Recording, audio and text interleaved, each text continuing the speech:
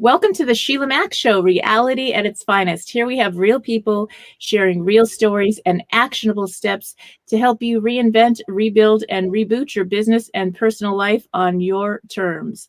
I'm your host, Sheila Mack, and today we have special guest John Griesser. He is a film director, and he's the American film director, cinematographer, and photographer whose work spans nearly 50 years. He's been on assignment as a photojournalist and began documenting the Hare Krishna Movement in 1970, and in the subsequent decade continued to capture the group's growth and influence in the rapidly expanding yoga and kirtan scene. He is best known for his documentary work in capturing the unique spiritual and traditional cultures of India, and in 1978 produced the award-winning documentary. Okay, I need help saying this one. Can you say this one for me, John? Vrindavan, land of Krishna. Beautiful. And now, 35 years later, his project, Hare Krishna, revisits the group, providing a behind-the-scenes insight into the founder of one of the most high-profile spiritual groups of the 20th century. All right, welcome to the show, John. Thank you, Sheila. And I like to start each show off with a question, and my question is kind of based on my new best-selling book, Bootstraps and Bra Straps, the formula to go from rock bottom back into action in any situation. This last 12 months, let's say, we have globally experienced things we never expected would happen again, and they have happened in the past, it seems, if we look back in history far enough. So do you have a story maybe in your business or personal life where you had to overcome a tough situation and tips on how you got back on track? Yeah, well, I was fortunate enough to meet Prabhupada, the founder of the movement, back in 1970 in India. And his philosophy really rang true for me. And basically, we're of this world, but also we're apart from the world. You know, there's a difference between the body and the soul. Mm-hmm. So a lot of people identify themselves with the body and the mind. But actually in the ancient wisdom tradition of India, that's not the case. So I really connected with that philosophy, and it's helped me throughout my life. It's we're a bit detached, mm-hmm. in other words, from all the stuff that goes on. Of course, I'd faced some, health challenges over the years, like we all do. But, that philosophy that we're not these material bodies or minds has really kept me above it all. Wow, that's beautiful. And that is an important lesson. I know for myself, there was one year where I actually hired a different tax attorney, and they made a mistake, and they said that I earned a whole bunch of money, like they added zeros. and then I got this tax audit, and oh my goodness. My friend said, oh my gosh, if I had this audit, I would go crazy. I would just kill myself. Oh my God, I wouldn't know what to do. And I said, you know what? I am really detached from it. I know it was a mistake, and there's I have to hide, and they will correct it. It cost me a few dollars to pay the guy to fix it. But it wasn't, I totally let it go. And yeah, that's cool. It was interesting. It wasn't that long ago. It was the time that the government closed down. So I called my CPA back and I said, whatever happened with that? Because my friend was bothering me about it. He said, didn't you know they can't process it because, oh my gosh, I didn't mean to find it. But anyway, they did resolve it, and it was perfectly fine. And I realized at that moment that I totally could have gone down that rabbit hole that my friend and many of the people I talked with, going into that stress and focus on something you can't change, whatever the results are. What you need to do, you take the next right actions and you let it go. Of course, you don't do nothing. I had to hire somebody to fix it and do it, the right actions, but then you let it go. Yeah. And being detached I didn't have a health issue from it. I didn't get stressed from it. I just enjoyed my life. That's really important. Yes. And the time goes by anyway. And here in this year, right now, this last 12 months year, um, things are going to go by anyway, whether we focus on negative news and the crazy stuff Mm. going on, or whether we are detached from it and focus on love and bringing in what we want to bring into this world. Yeah, focus on the positive. That's always the best. Mm-hmm. And I'd love to hear more about your experience and journey with all these years and studies. I know that the story, I watched the film with my daughter and it was incredible. And I'd love to hear more about that journey and experience you had while you created this film. Yeah, the film took 4 years to make. We had a young crew in their early 20s, 3 of them, and my wife. That was the core team. So we had a mountain of material. We had archival things that we shot and photographs from the 70s, preserved all those years, and 31 hours of that. And we also had 1,800 hours of audio to go through of the founder, Prabhupada, speaking about his own life. Mm. That was very rare, actually, in those 1,800 hours. So we had to go through it all and pick out those bits of him speaking about his own life, because we felt that would be very important in the telling of the film, for him to speak his own truth. We had 20,000 still photographs to go through. So it was a mountain of material. So where do you start? The structure of a film is really crucial. We made a film on his life in 1983, but that never saw a public release. This is our first public release ever. And we've released films. Our first film was in 1974. And it was on the movement, Hare Krishna People, it was called. So this is revisiting, many, many years later. But anyway, it's been screened in how many countries? 38 countries, theatrically. It's got a 4.7 out of 5 on Amazon. I don't know if you know IMDb, imdb.com. Anyway, it's got a 9.2 out of 10 on that rating. So it's extremely popular. Prabhupada's story really transcends all racial and religious barriers. It's a universal kind of a hero's journey, actually. And he was incredible. He got the inspiration to come to the West in 1922, when his spiritual master asked him to take the message of the ancient Vedic literature from India to the West. And he did that in 1965. He felt himself prepared only in 1965. He had no money. He had, I think, 40 rupees on the boat, and there was not even an exchange rate at that time for rupees. So basically, he had nothing.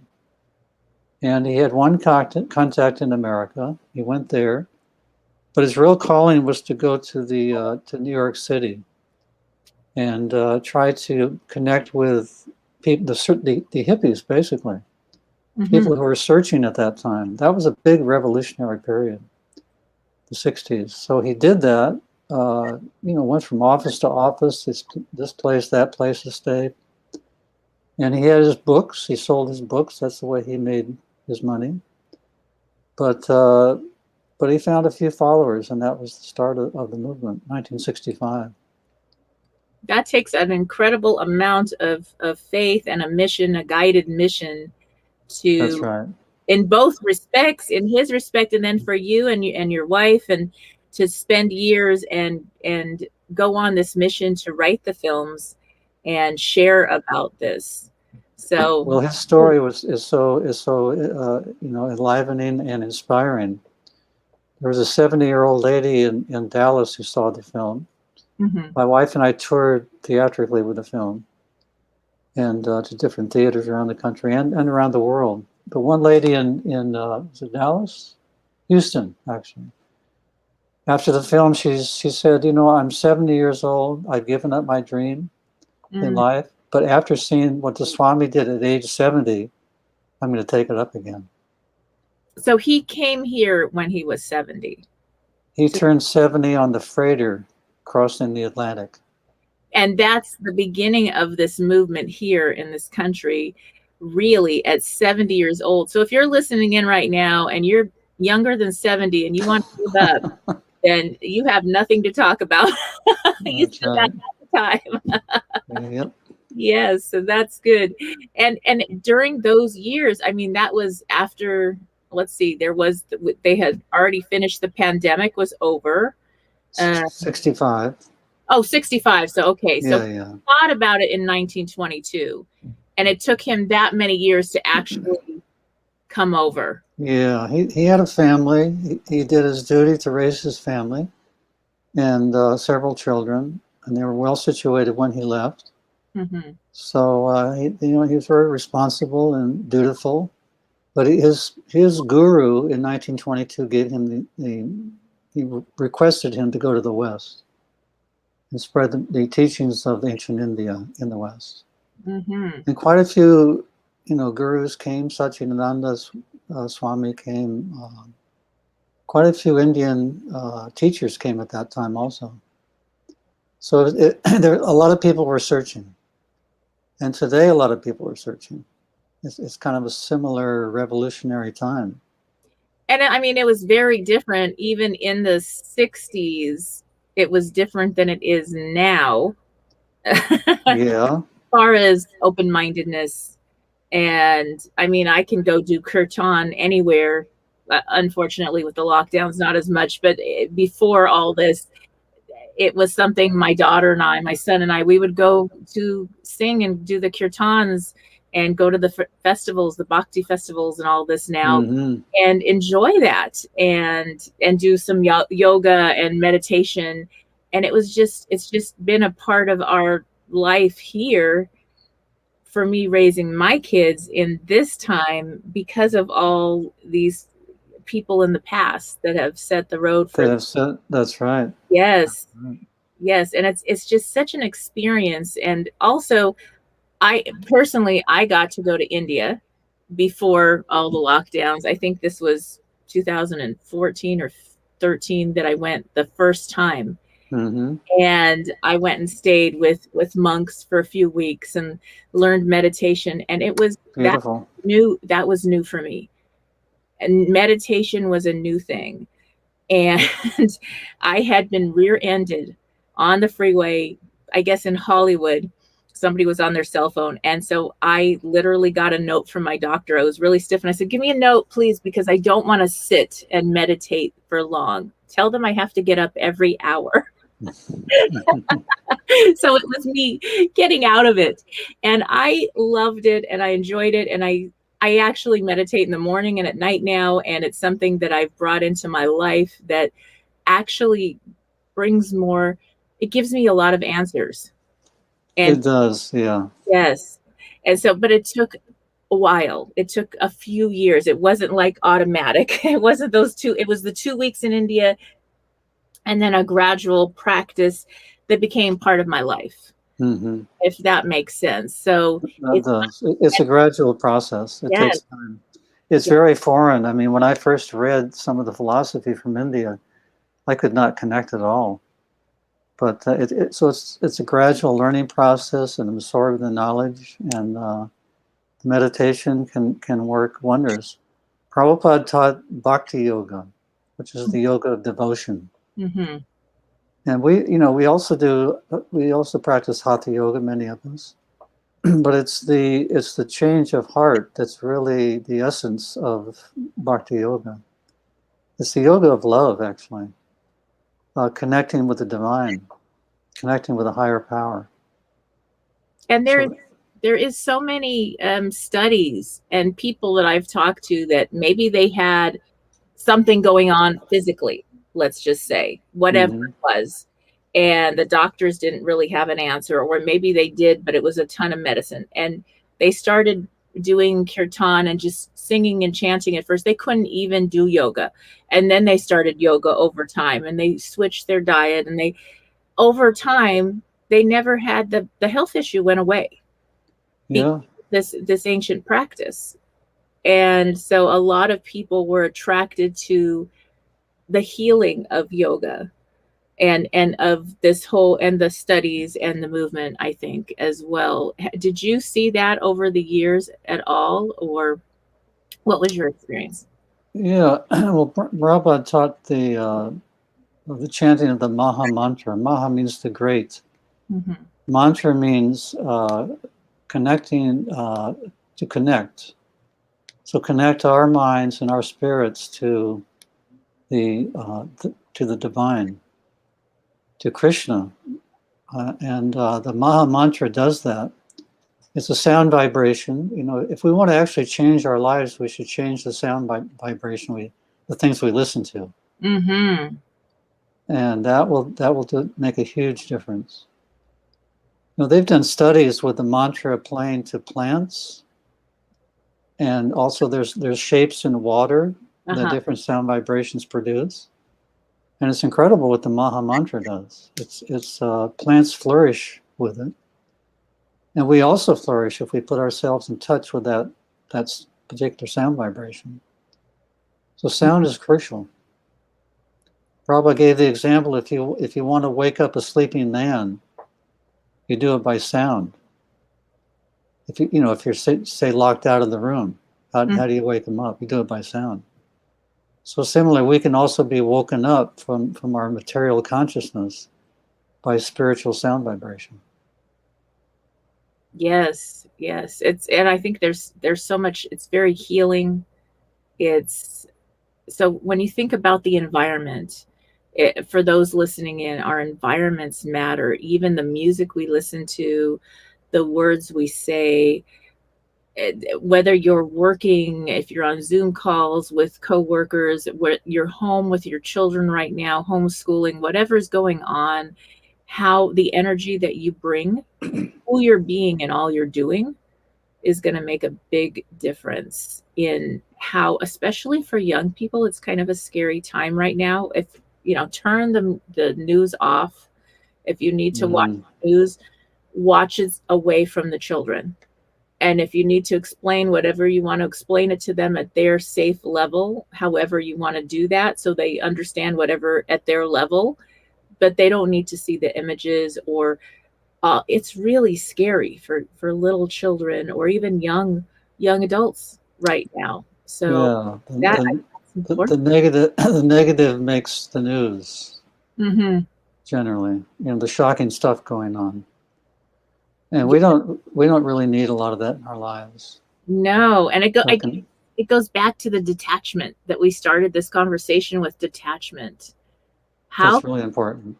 how can we detach? So for those listening in, do you have some suggestions to help people that maybe are trying to learn how to do this detachment and they haven't done it very well, or haven't really done it before, and this is kind of new for them? How can they start to?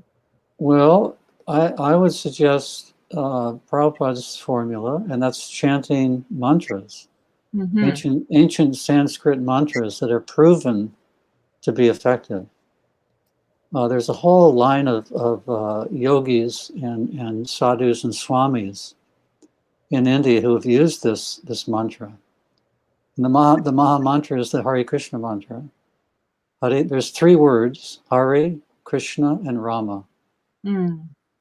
So it's Hare Krishna, Krishna Krishna, Hare Hare, Hare Rama, Rama Rama, Hare Hare. So it's a 16-word mantra. And actually, the yogis, they chant on beads. In fact, I have some beads somewhere, maybe not.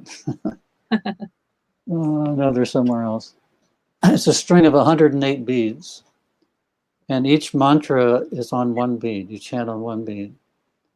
And so that takes about 10 minutes for one round. So if you can do that for 10 minutes a day, I think you'll see the results. Mm. So then maybe if you're going to a negative thought or a worry thought, let's say, you would then switch to a mantra, that mantra or a mantra of your choice, and Yeah. that can help you to kind of redirect your mind or focus Yeah. away from that situation that you can't change. That's right.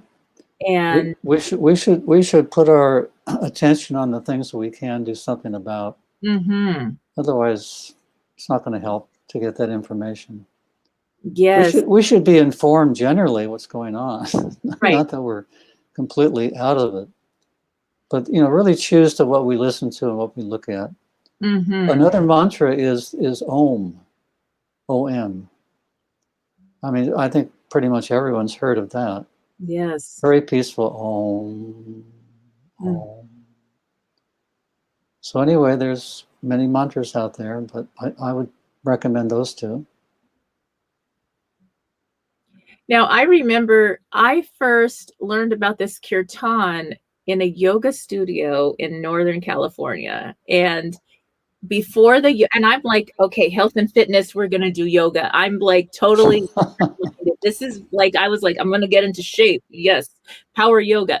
And I go in there and it was like 15 minutes of chanting before we did the yoga practice. And then we chanting after, and then we did this breathing exercise after that. And it changed from a yoga to like this sacred experience. Wonderful. And it was so peaceful and healing. And it was just, I loved it. You're hooked. Yes. I still know the lady that owned the studio. It's closed now, but one day she'll probably be on the show. But it was just such a switch. And I was like, I need to find, where's the kirtan? New Year's Eve parties in Los Angeles, I would find the kirtan parties. Oh.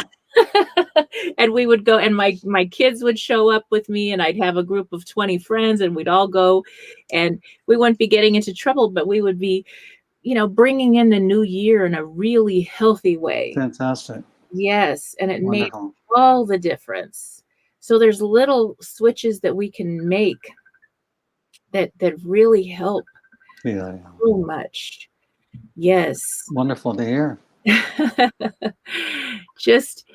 And so I'd love to hear now on this experience that you had. So you were lucky enough to have a personal relationship with the leader of this movement. How did that affect your life and change from before you met him? And was there a change that took place in your life? Yeah, I was doing a photo assignment for Asia magazine in the summer of 1970, and I was asked to cover the Hare Krishna temple in New York, in Brooklyn.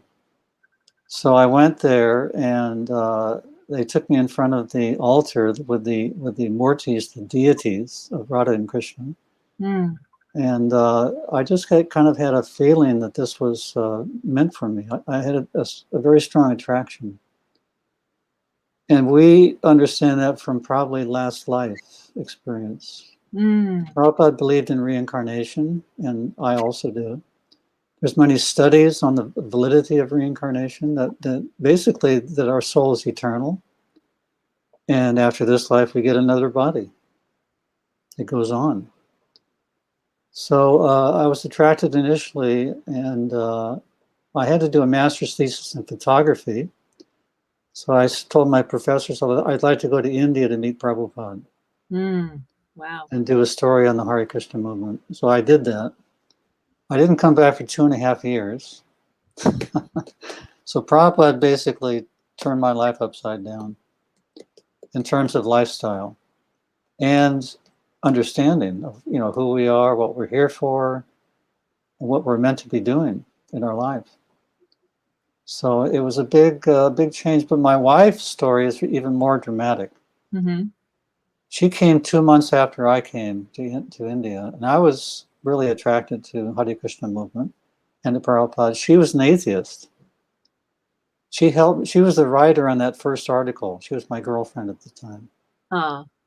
So we both stayed in the temple and did the article, but she was, she didn't like the experience so much. It was interesting for her, but she was not attracted at all. So when she came to India, she was kind of thinking, let me get him back. And I was thinking, let's get into this. This is, this is far out. So anyway, she came, and we stayed 2.5 years. We were married in Vrindavan. That was the the film that we did, that name of a town, Land of Krishna. And we stayed 2.5 years, came back to the States and did the first film on the movement, Hare Krishna people. So basically everything was, and you know, she, from atheism, she went to theism. She's got an incredible book out on her conversion. Wow. I wouldn't say conversion, I would say her transformation. Conversion doesn't have good connotations, but she was transformed. But the book it's on Amazon. 5 years, 11 months, and a lifetime of unexpected love. Oh, that's so beautiful. Wow. And I'm wondering, so you were kind of young, college age maybe when you went to India? 26. So what did your parents say about this? Were they for it, or where were they at with this idea? They were very, concerned. What's going on? So my dad came to India during that time to visit us. He was a very liberal person, so he really appreciated it in the long run. That's great. He was a university professor in American history. Wow. So he met Prabhupada. That was interesting. And so yeah, many parents were alarmed by people joining. But eventually, if they saw the improvement in the lives of their kids generally. In fact, pretty much across the board. You know, giving up intoxication, no cigarettes, no alcohol, no drugs. It was a big improvement. Yes, that is a big improvement, especially during the 60s. The 60s, yeah. Free love also. Yes, and and now there's so many young adults that are choosing alternative lifestyles and health and wellness and doing this kind of healthy, meditation and spirituality versus getting into drugs and alcohol and this and that. And we lose, I think the studies say 70,000 young adults we lose a year to overdose. That's incredible. And so to be able to find alternatives that are healthy and friends that could say, hey, you know what? No, let's go do the kirtan and let's find a natural high, a connection to spirituality, and bring more love and light into this world and don't need all that stuff. There's a different way. It's wonderful for you to hear that. Yes. Fantastic. So that's the switch. And I know that it really has made a difference even for us. You hear during the holidays how many times people get into trouble or they're fighting and this and that. And they're like, no, let's go chant and sing together. We don't need to do all these other crazy things. Let's go have fun and bring in the new year. And we've done that every year now. This last year we had to do it over the internet for the first time. And we did that with a big group. And it wasn't the same, but it was still, we were so grateful to have that connection, and that community is like an extension of our family. Fantastic. Yes. So that does make a difference for all of us, and it helps. I love that. I mean, you believe this reincarnation, and then you have this dad that is so open-minded. And like, yeah, I'm gonna fly to India, and I kind of like this. So that's interesting. And some of us, our parents, actually, yeah, I'm sorry. Actually, my dad smuggled in a Super 8 camera, a movie camera, because I didn't have a movie camera at the time. So some of the films in the Hare Krishna movie are from that time. Wow. Thanks to my dad. That is great. Yeah. So isn't that interesting? Some of us, I mean, I don't know what is the belief in the Hare Krishna movement on the reincarnation, and do we choose our family and our ups and downs, our situations as part of our teachings or our learnings? Can you give a little bit of insight into really depending on how we live our life. we're going to think about that at the time of death. Mm. Whatever we think about at the time of death, we're going to take on a body to fulfill those desires. That's something to think about. Yeah, whatever we're meditating on or thinking about the time of death. You know, there's some movies I've seen. At the final time of death, the person's life flashes in pictures. Yes. In front of them. I think everyone's seen that. So we meditate on our entire life, and we get a body to fulfill those unfulfilled desires. Mm. So if it's whether we want to, and we can go into some graphic detail, but there's many species of life that we can enter into. Mm-hmm. Not only human form, but below different lower species of life, also including down to the cellular level.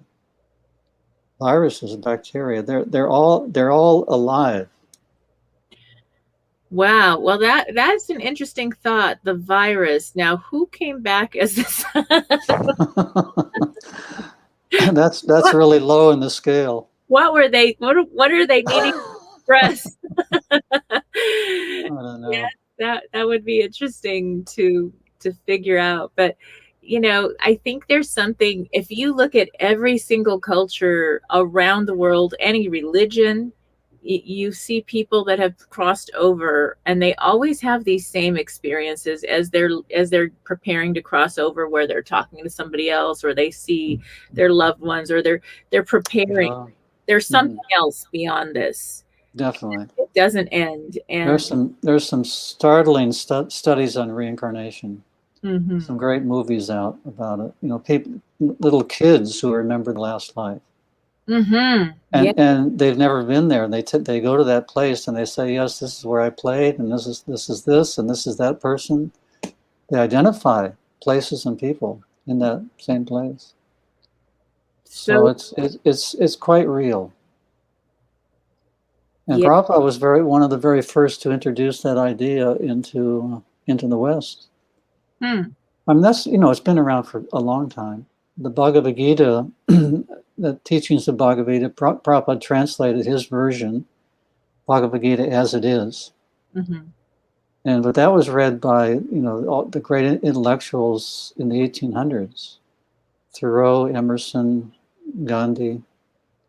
So some very famous intellectual and spiritual people have studied that book for decades, for hundreds of years, actually. So there's some timeless wisdom there. Yes, and I think it's so beautiful to be able to study different religions and all of them to get a great understanding of the world and culture overall. Years ago, I have 6 children, so I adopted 3. Wow. Mine, they're all mine, right? And it was a guided thing. I was told you can't have any more, so I adopted 3. Then I had the last 2. So that's kind of how it happened. And within that, I wanted them to go to schools that were aligned with very open-minded schools that gave them diversity and gave them the ability to think for themselves. So I ended up sending them to Waldorf schools, and then became a Waldorf teacher. And through that, I had to go through the training and learn. And so for me, it was such a gift. I had so much fun, and I got to study religions I never even heard of before the teacher training. And it changed my view of the world. And Rudolf Steiner also believed in reincarnation. And so it was incredible. And it had me realize that when we understand other people's belief systems and cultures and respect them and learn from them, that we're able to connect with the people because we know where they're coming from. You can't leave that whole part of a person out, or a culture. That's right. Yeah, it's just such a big part of why they do what they do and how things are done. And actually, the great religions of the world all believe in in a life after this life. Mm-hmm. It's across the board universal. Yes. So it's an incredible. It's a science actually how to get to the best place after this life. India has just a treasure house of literature that has really not been discovered fully. It's unlimited actually. Hmm. Uh, as far as books and what you can read. But I was going to mention my daughter is also in Montessori training. Oh, wow. Yes. Yes. And before I did Waldorf, I actually did Montessori as well. So I'm sorry, not Wal. Is it Waldorf or Montessori? I think she's Montessori. okay, because they're different, but they're similar in some ways. And Yeah. in some ways they're very different, and other ways they're very similar. And it's just a fun, different way. And if you're listening in and you have kids at home, look into these different methods to help with your children at home, because you have the Mm. how to teach them at home now anyway, because that's your schools aren't open. Then you can experiment and see what works well with your child, because that makes a difference. And I'd love to hear now, people are able to watch your movie. Where can they watch the Hare Krishna movie now? It's on Amazon Prime, free for Prime members. It's actually on Amazon Prime in Latin America also. Russia, UK, Germany, and Japan. Mm-hmm. We're trying for India. That would be nice. That Yeah. would be nice, yeah. Yeah. Otherwise, our website, HareKrishnaTheFilm.com. Okay. HareKrishnaFilm.com. That's right. All right.